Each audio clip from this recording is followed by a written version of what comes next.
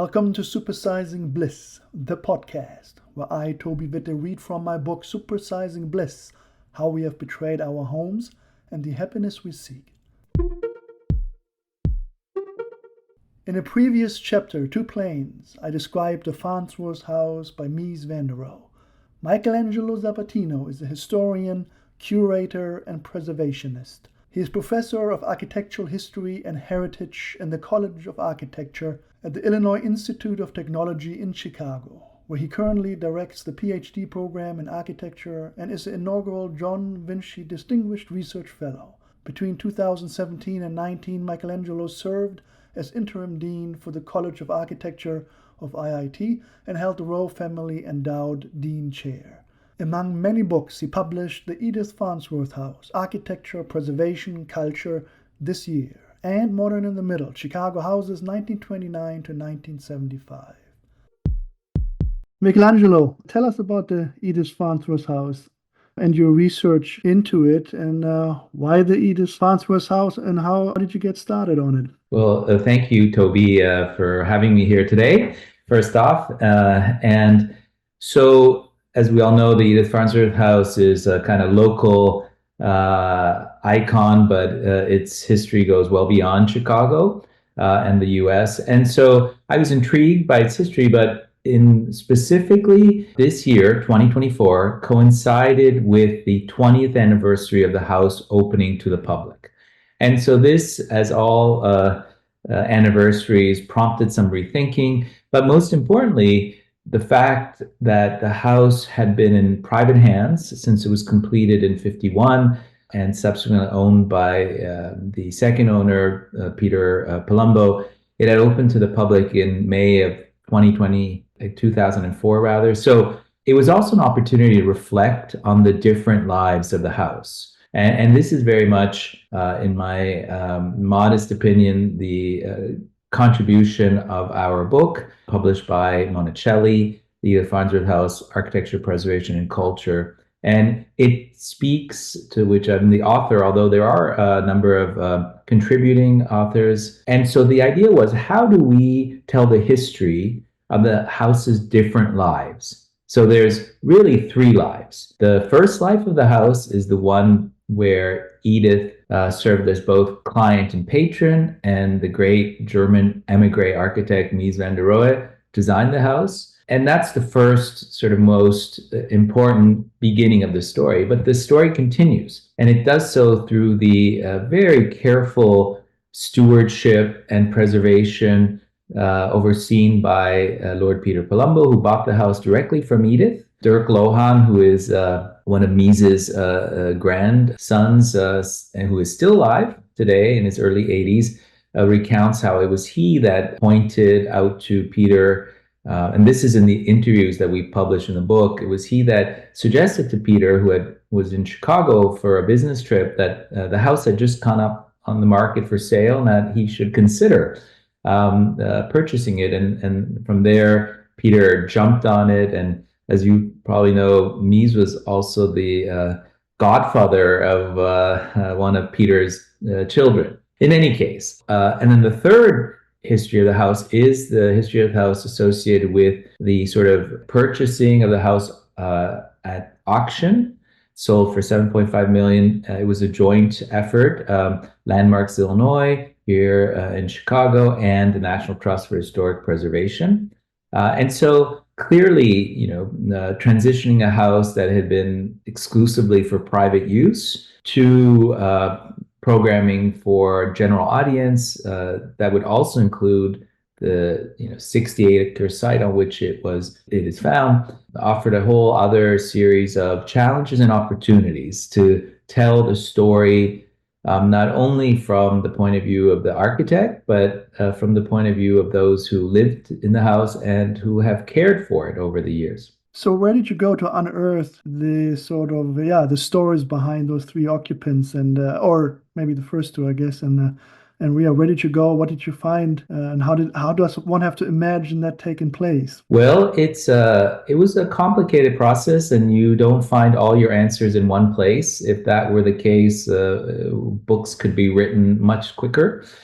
So, of course, we there was the traditional sources, archives, MoMA, which were mostly based on perspectives of Mies, and then there was also very important here in Chicago at the Newberry Library is the archives of Edith Farnsworth, and most importantly are her two notebooks of her unpublished memoirs that are physically here in Chicago in the Newberry. And one of the parts of the book that I'm proud of is that we transcribed three of the chapters of her memoir pertaining specifically to the house and her experience with Mies. And so, what's for me is important here is that, over the years, and we also included those, Mies made comments about the house and his relationship with Edith, but we never had Edith's voice, right? Other than,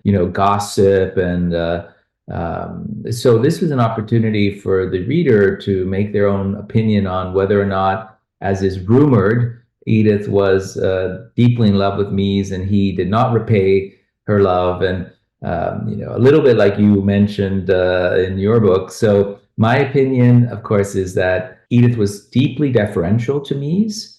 In fact, she, in this dinner that took place, which also, of course, is in the memoirs, she recounts how she was surprised when she asked him if someone in his office might be interested in taking on the design of the country house.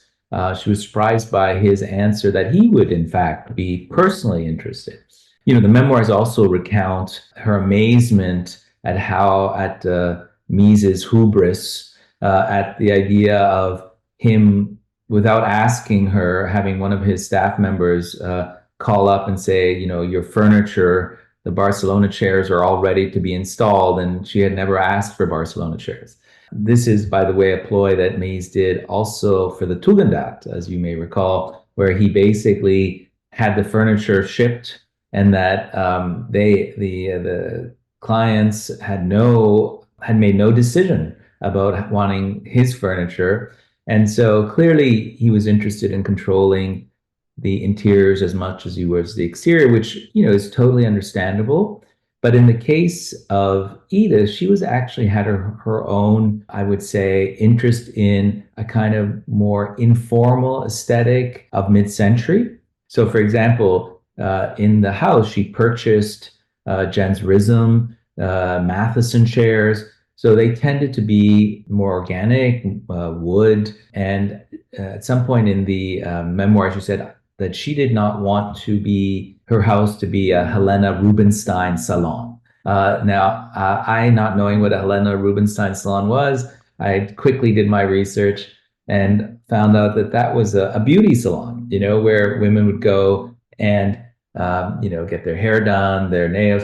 But it was also a place where the women wore, white lab coats, right? And so it was this idea that Edith really wanted a more informal, relaxed atmosphere because it was her country house, right? So many aspects. For example, another wonderful tidbit from the memoirs. So Mies did not want to have operable windows, that is, hopper windows. And right now, the house has two operable hopper windows, right? And which, this is in the late 40s, 51, you would think that you would like to have, the breeze going through the house. And so she fought him and won.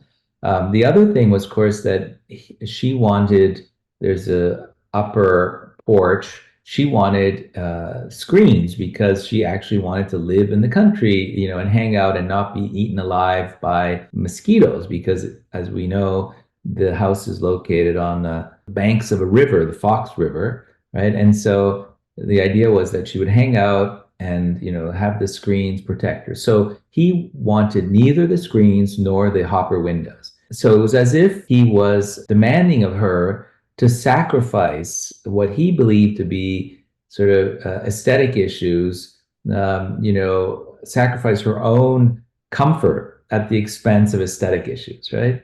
All of this sort of thing, had we not had these memoirs, and I can see your eyes lighting up, like you're gonna, as soon as you have time to read the memoirs, I think you're gonna go right to them and forget about everything that I have to say in the book. In any case, this is the power of archival research. To go back to your question, like finding sources that have not previously been used to tell the richness of this story. So I don't stop at just conventional archives.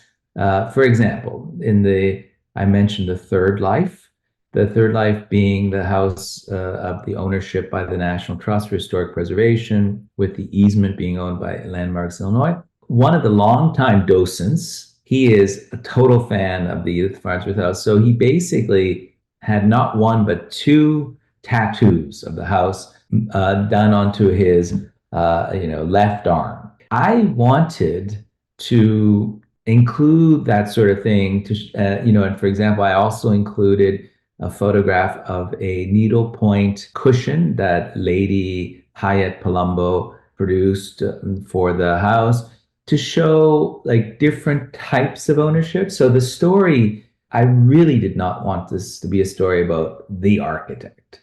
Of course, in this case, he played a huge important role because he designed a masterpiece. But houses don't exist in vacuums of only the designer, but those who commissioned it, who enjoy it over time. So I will add one last thing about the sources. Because the house for the first just over 50 years was not open to the public, as I mentioned, this is the whole reason why this book was published to coincide with the anniversary of its opening to the public. So how did people get to know the house? Well, of course, it lived through photography. In fact, the lack of access to the house sort of almost increased the desire to see it. And there's all these stories that she talks about too, that people would just show up on a Sunday, like trespass basically. There's all these photos, and in fact, Dirk Lohan said to me, "My goodness, Michelangelo, there's a lot of pictures in this book." And I said, "Well, the whole point is, in a way, I want to demonstrate that the history of the house lived through the photography. And in fact, depending on who photographed it, you had whether it's black and white or art photograph. The one problematic dimension of the photography is that typically much of the photography published had the house being photographed from the outside in, and that really undermines the sort of majesty of this house's design, because it objectifies it. Whereas if you are inside, you really, like Mies designed a house that basically disappeared. And it disappeared in deference to the owner, the inhabitant. So independent of the critique of like glass and steel, the house really wants to sort of integrate with the landscape in ways that are deeply deferential, deeply deferential. So to go to photographs that are, just all about objectifying the house is a problem. I'll give you one other example. Like I published a beautiful aerial photograph of the site, and the site being close to 60 acres. And it was photographed with a Cessna, little airplane, well before drones were the thing. And you really see this riverine and agrarian landscape.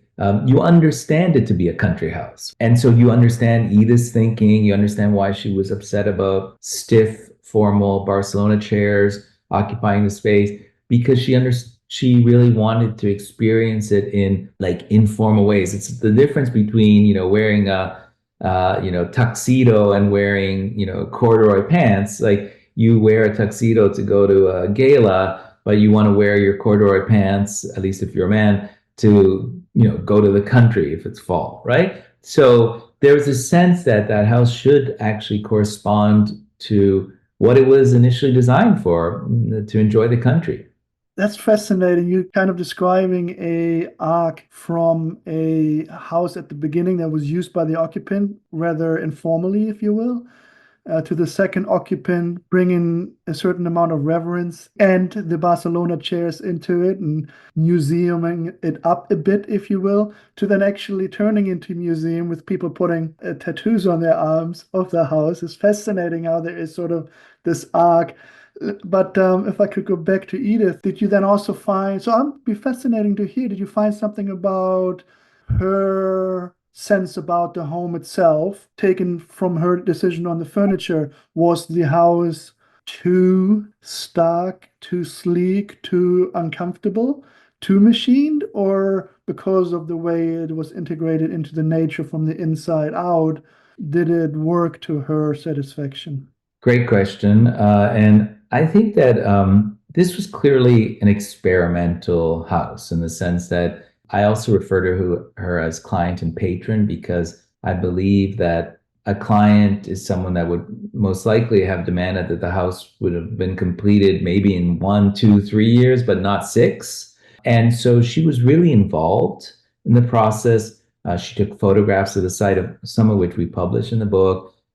She, would go to the office and discuss with Myron Goldsmith, who was the architect that was overseeing the project within the office. And so she really was part of the process, right? And so she knew it was going to be glass and steel because they talked about it. And so I think that she went along, and in part there was, she talks about visiting New York in occasion of the 1947 first major retrospective. I mean, there had been stuff already here at Chicago IIT, but Art Institute, but that was MoMA was an important platform for both national and internationally. And so she talks about having visited the exhibition and seeing the model of the house and how excited she was. So she clearly knew what she was getting into. I think, as she began to likely discover the challenges and she of like living in such an austere place,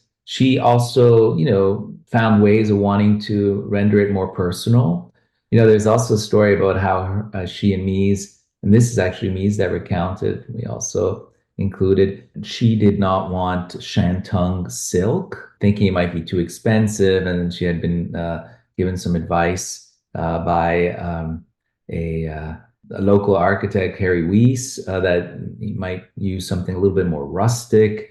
For the curtains? Yes, right. And so of course Mies, because of his collaboration with Lily Reich, it was clearly that he wanted silk, also, the abstraction of silk and the softness. And so basically the only she conceded because apparently the silk came in costing less than the kind of more rustic version, the more woven. So I think there was a lot of the tensions arose over who should design or furnish the interiors, right?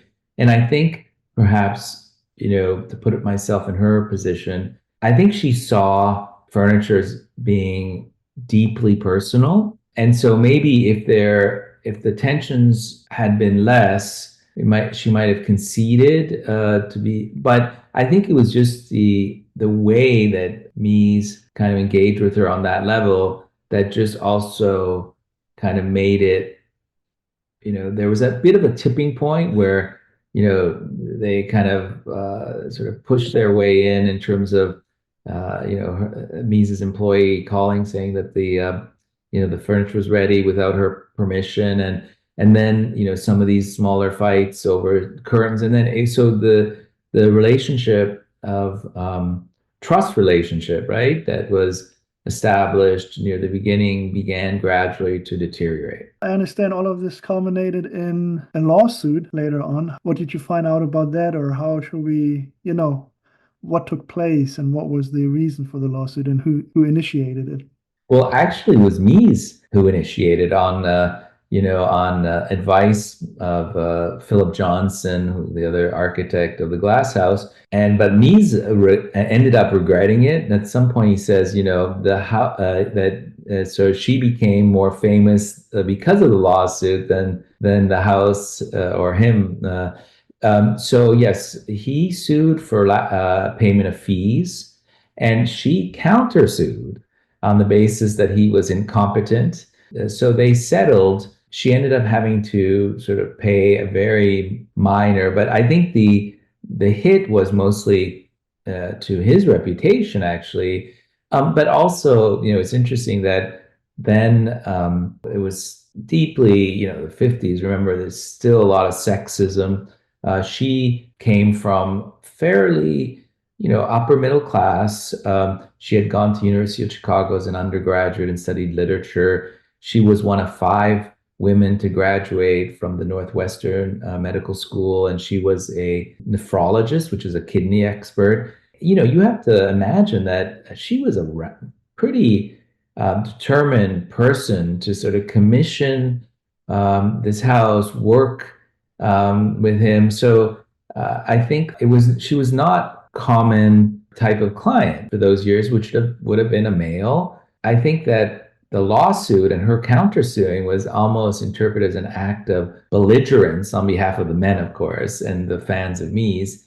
And they kind of almost never forgave her. One of the, I put in the book also a Chicago Tribune obit of her. And it was so condescending. Like the title was ex-owner of a Mies house, not Dr. Edith Farnsworth, the client of the Farnsworth House of Mies. No, it was like she was simply the owner. This is the sort of things that make, I think, again, a book valuable, where you can tease out these subtleties, these shifts of appreciation for kind of more holistic storytelling of the house and its multiple histories. And I call it the 3 lives of the house. I noticed, or maybe it's just on my part, but for me, the house was always called in the architectural history, anyways, simply the Farnsworth House.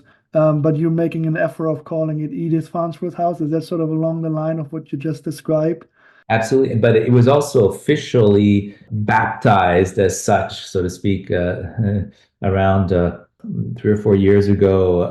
The National Trust sort of was very proactive about reclaiming that name, as it should, because oftentimes, in the history of modern houses, the name of the client is given in full, right? So, and in fact, in this other book that I wrote, Modern in the Middle, with a co-author, Susan Benjamin, Modern in the Middle, Chicago Houses, 1929 to 75, that was also published by Monticelli, as is this new book.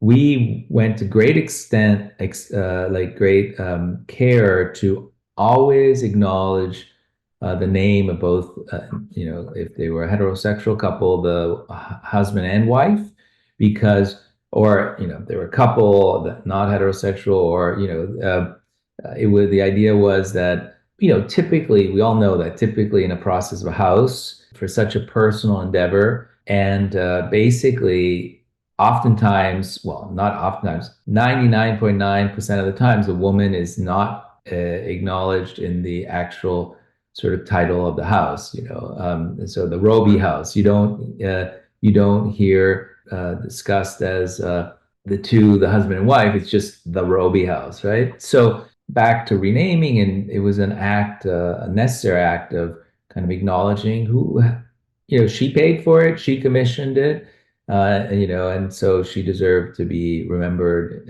in full. Just as a fun side note, of course, the visitor center sells swag, as all visitor centers do. And so about 15 years ago, there was one T-shirt being sold. It was a black T-shirt that said in white letters, "It's all about Mies." And then, of course, in recent times, they have added a T-shirt that has a portrait of Edith saying, on top, "Fearless." So the idea here is, come on, like we really need to. We do not have to erase Mies by any stretch of the imagination. He was the master architect that designed the house. But why should we erase the client and patron? It makes no sense. Like there's, in telling the history of important buildings, the richness of the story is due to the multiplicity of the voices that contributed to it. So why should we preclude one voice over the other at the expense of simply impoverishing the richness of the story. Since the story up to a certain point, maybe the first 50 years or so about the Farnsworth House might have been very Mies-centric, is all about Mies. Now that you're bringing in new voices to the storytelling, were there some moments that took you completely by surprise or might have rewritten some history for yourself about the house or the architect or the client? Good questions. So something that totally sort of I didn't realize. I had, like everyone, would typically arrive to the house. You leave your car and then you go down. There's a path and there's this a creek past the bridge, and then you make your way all the way down to the house. And so for the first 20 visits, that's the only thing I did.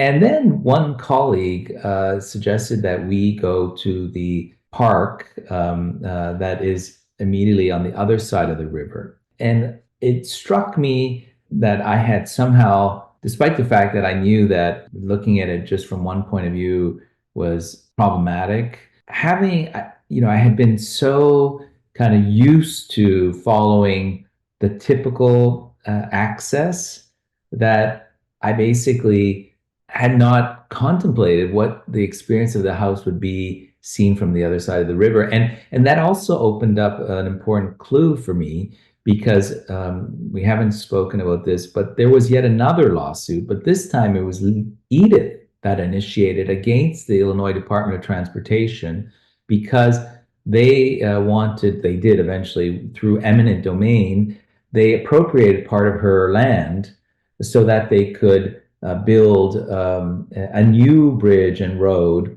and ultimately closer to her property, and which would also undermine the very sense of country because the cars are closer to the house. You can hear them more now.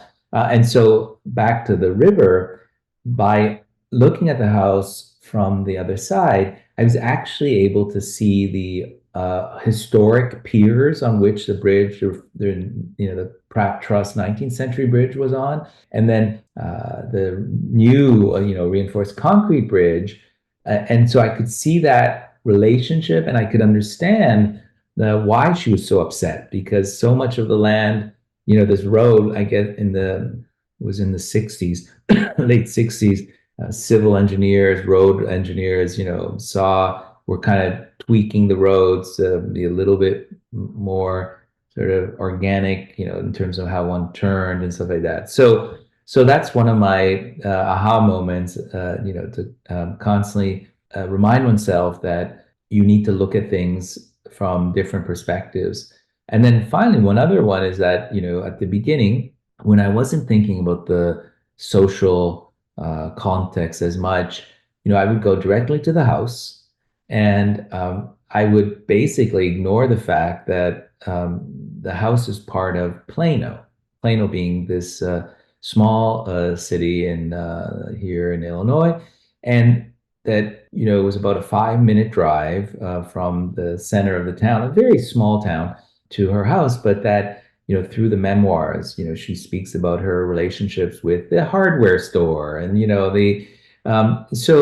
so what you can understand is that when she would travel from Chicago for the weekend, she would engage with the local citizens, right? And so she had a real relationship with the place. And that sort of understanding had escaped me, right? Until I started to kind of think about and, read about Edith through her memoir and understand that it was a really different kind of relationship. Like, Mies wouldn't have gone to Plano, right? To have a martini, because I don't think they were serving martinis then. But certainly she would have gone to Plano, right? Very much so. So you called the house a masterpiece, and you mentioned the Philip Johnson's Glass House, and also one of your many books about the modern home in Chicago. Can you give us a bit of a picture about how this house sort of fit into the landscape, late 40s, early 50s, in terms of the development in architecture, maybe residential architecture or modern architecture at the time? And also, I finally have the expert to ask this. So from my perspective, I have a sense of otherworldliness. Where did this design come from? It is just jaw-dropping and seemingly out of nowhere, but I certainly understand there is no such thing as a creative vacuum. So can you paint that picture a little bit and see sort of how that might have fit in the time and how unique it actually was or wasn't maybe?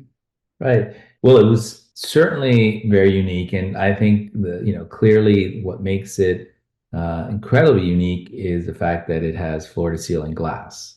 So the absence of load-bearing walls, the absence of this idea of shelter as something that could wrap you up, like a cocoon.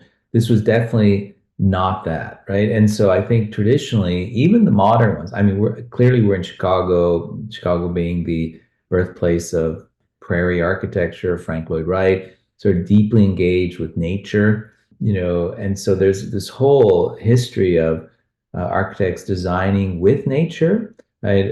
Recall Wright's famous statement that the architect, when he's referring to his Wisconsin Taliesin, he said the house should not be on the hill, but of the hill. So this kind of interest in organicism. But paradoxically, Wright sort of forces you to look out the windows that he designs for you. Wright is much more sort of controlling in how he allows you to navigate the spaces that he designs, whereas Mies, in a way, by having a floor-to-ceiling glass, you're basically totally open. You and your body is in total relationship to the site, right? And so it's a radical proposition. And I think it's almost like he referred to the house as almost nothing. And so to want to almost be radically deferential to nature, if you take that to the most radical point, we'd say, well, you know what? To be the most deferential to nature is like to actually be in nature with nothing even covering you as a shelter. So this communion with nature, visual communion, he talks about also how the furniture should all be neutral, because you should allow the colors of nature to come in.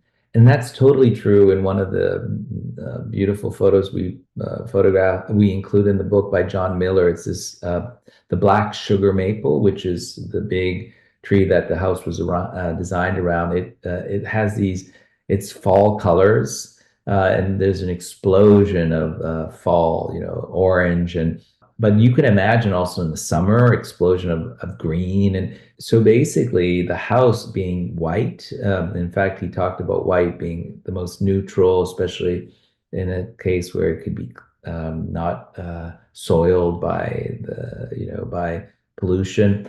So the basically, it's the colors of nature and all of its seasons that are more important. So in the other book I did, Modern in the Middle, Chicago Houses, 1929 to 45, there's a lot of single family houses. The distinction here, of course, is you have to remember that the Farnsworth House is a country house. So it's not her primary residence, but it's her secondary residence, right? And so there's plenty of single family houses that are pavilion, like in Pavilion being a one-story freestanding building, which is exactly what the Farnsworth is, although it's elevated to respond to the imminent flooding of, and there's terraces that take you up and steps.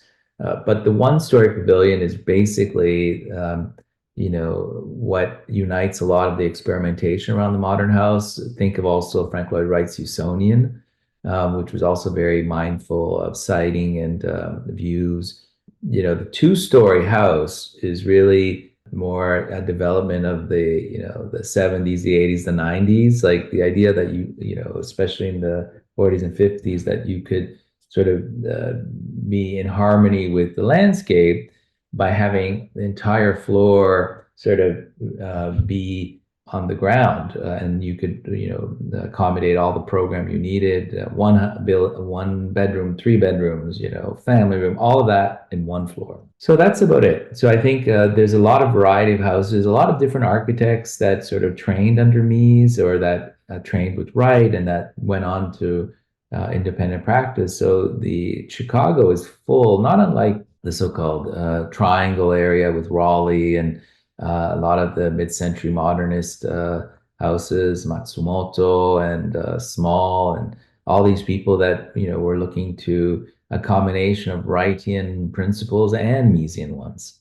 Maybe as a final question, I would like to ask, so you're a professor of architectural history and heritage at IIT, the College of Architecture. And so in my picture, in my imagination, you wander through another masterpiece of Mies, the Crown Hall, on the campus on a daily basis. Maybe not. But you must have teaching at a school where Mies was a director at one point and being surrounded by his work. Do you have sort of built a own personal relationship to his architecture that you could describe us? Absolutely. I mean, I think the greatest privilege that I've had is just the privilege of time and experiencing those buildings, Mises buildings, whether it's Crown Hall on the IT campus or the Farnsworth, in different seasons. And I think that is the fundamental lesson that one should take into account. Like just like landscapes change over the seasons, you see things in a different light, by having that time to just see the building changes. So, for example, in the case of Crown Hall, Alfred Caldwell, which is a very distinguished landscape architect, planted a bunch of honey locust trees that they are very typical for the Midwest, and they explode in this beautiful yellow. And so the fall in Crown is like, you basically, through the glass, you see this incredible richness of color. And remember, Crown was completed in 56, Farnsworth was completed in 51. And so there's much of the same thinking. Crown 2 is a freestanding pavilion, although it is a higher one. It has one main sort of lofty floor, and then, it has a semi-interred floor too. There's similarities. Clearly, the Crown has a much larger footprint than the Farnsworth House. So absolutely, I've learned how to appreciate Mies's deep understanding of the relationship of buildings with nature. And also, I will say, many of the things are confirmed. Like, for example, in the case of Crown, there too, he uses glass and steel, right? But he never wants to emulate nature, like unlike Wright that, has pitched roofs, stained glass windows that sort of recall a grain and flowers. And no, Mies uses a much more abstract tact, but he loves natural materiality. Like, for example, in Crown, we have all these panels that are white oak. So there's a very deep, deep appreciation of all things natural. He uses travertine, in both the Farnsworth and the Crown. And so there's a lot of similarity. So I also learned that, there's some architects that reinvent themselves every other day. Their whole idea is that you have to sort of do something radically different from one project to another to the extent they can.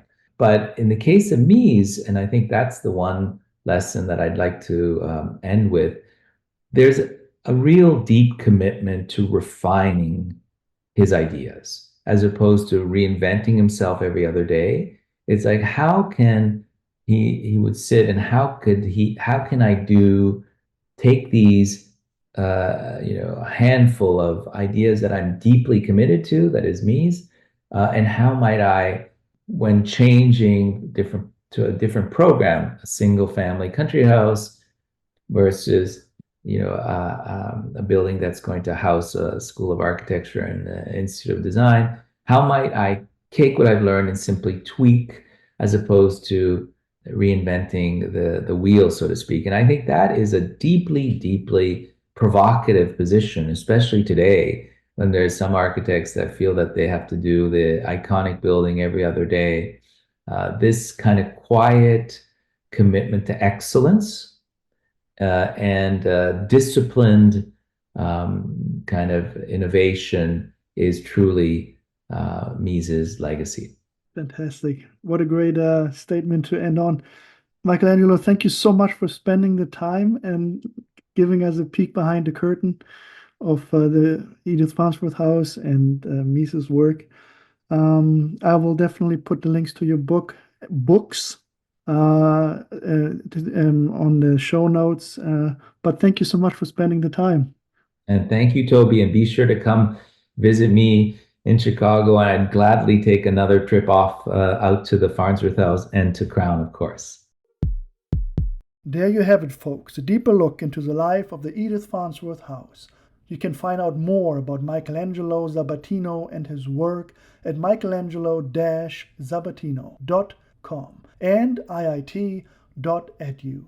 I will leave the links in the show notes. I'm your host, Toby Witte, author of Supersizing Bliss, How We Have Betrayed Our Homes and the Happiness We Seek. Please go to supersizingbliss.com to order a copy of my book and find more information.